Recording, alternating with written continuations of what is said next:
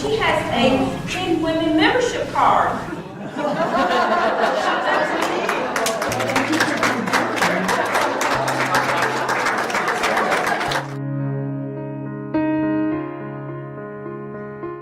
What makes a good writer? Or how can I become a better writer? And that's a difficult question to answer, isn't it? I thought about it for a long time, and I finally decided that there were two basic ways that we can become good writers. I consider myself a writer too. I write a very great deal, and I know that sometimes it can be very frightening. We can't think of anything to say. We can't think of how to put what we want to say. It can be a very frightening thing. But I will tell you that I've always believed that we should do something that scares us every single day. Only way to grow, and growing is our life's work. So here are two things that I thought about on how to become a better writer. One is, I would only write about something I felt passionate about. The second thing I would think about is that we need to learn to write with our own voice. Now that is exceedingly difficult to do. I'm going to tell you a little bit about my life story because it's not only difficult to do as a writer, it's difficult to become your own person. Sometimes that's a life's work, is to become your own person and then write about what you have discovered and your individual way of looking at things. Now, when I was young, I was very interested in Robert Louis Stevenson.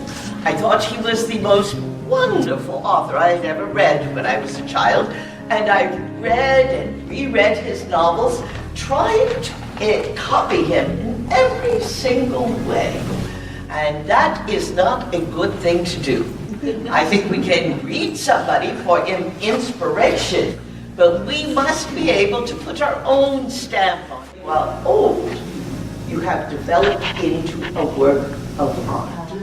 Europe on a naval cruiser, and I was unpacking his luggage.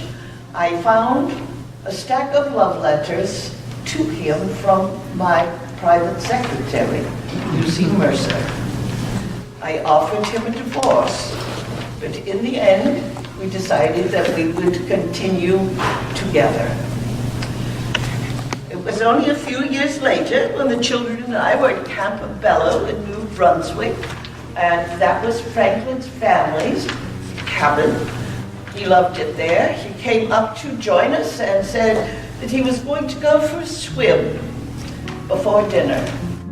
He told me that he was not feeling very well, and he thought he was coming down with a cold, but he would go up the stairs and try to get warm, and everything would be fine in the morning. I watched him as he went up the stairs, and that was the last time that I saw him walk unaided. The next morning, he said his legs were feeling numb and strange. We called the doctor, who said it was only a cold. And within a few days, he was unable to move his legs at all. We had to get him off the island and to a hospital in New York. He did not complain. He was very stoic. And from that time forward, it looked as though any career he might have had would be over. I can only remember breaking down twice in my life, and once was shortly after that had happened. I was reading a bedtime story to the two youngest boys, and I started to cry, and I couldn't stop crying. I sobbed and sobbed. Someone came and put the two children to bed, and I locked the door and stayed there crying for some time. Finally, I mopped my face with a cold cloth and decided to go on. That was the only choice that there was. Franklin eventually ran for presidency of the United States. I did not want him to become president, but I knew that was purely selfish on my part, so I never mentioned it to anyone except to you. I tried to become Franklin's eyes and ears.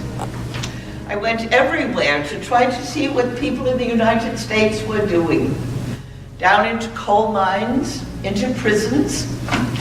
My secretary told me once that one morning when I had left to tour a prison very early in the morning, before Franklin was up, when he awoke, he asked where I was. And the secretary said, "Mr. President, Mrs. Roosevelt is in prison."